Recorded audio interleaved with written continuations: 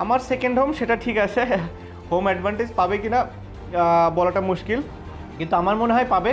West Indies ও America দুইটা জায়গায়, এর আগে আমরা ফ্লোরিডাতে যখন খেলেছি তখনও বাংলাদেশ ভালো করেছে। যুক্তরাষ্ট্রের বিপক্ষে কদিন আগে টি-20 সিরিজে হেরেছে বাংলাদেশ। এমনকি ডালাসে যুক্তরাষ্ট্রের বিপক্ষে বিশ্বকাপের প্রস্তুতি ম্যাচটিও বৈরী আবহাওয়ার কারণে বাতিল হয়ে গেছে। যেখানে প্রথমবারের মতো যুক্তরাষ্ট্রে কোনো আইসিসি ইভেন্ট হচ্ছে, সেই কন্ডিশনের সঙ্গে সেভাবে কি মানিয়ে নিতে পারল বাংলাদেশ? সাকিব আল হাসান অবশ্য এ ব্যাপারে খুব একটা চিন্তিত নন। পরিবারের টানে সাকিবকে প্রায়ই যুক্তরাষ্ট্রে যেতে দেখা যায়। যুক্তরাষ্ট্রকে অনেকে তাই বলে থাকেন সাকিবের দ্বিতীয় বাড়ি। এখানেও কি ঘরের মাঠের মতো সুবিধা পাবে দল?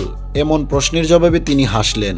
কথা প্রসঙ্গে তিনি মনে করালেন 2018 সালে ফ্লোরিডায় বাংলাদেশ যে 2 ম্যাচ জিতেছে ওয়েস্ট ইন্ডিজের বিপক্ষে, এমনকি ক্যারিবীয় দ্বীপে গিয়ে টেস্ট, ওয়ানডে, টি-20 3 সংস্করণেই ম্যাচ জেতার স্বাদ পেয়েছে বাংলাদেশ।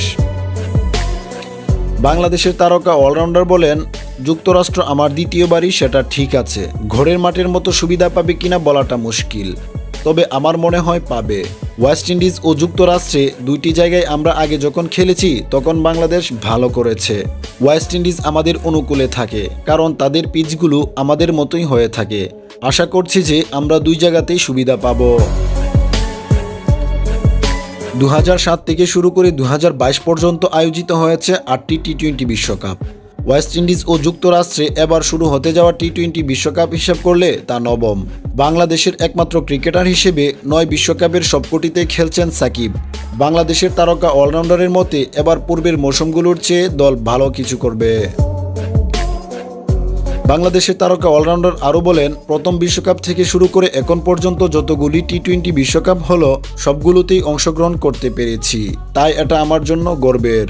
একই সঙ্গে দেশের হয়ে প্রতিনিধিত্ব করছি, অনেক ভালো লাগার একটা জায়গা আছে।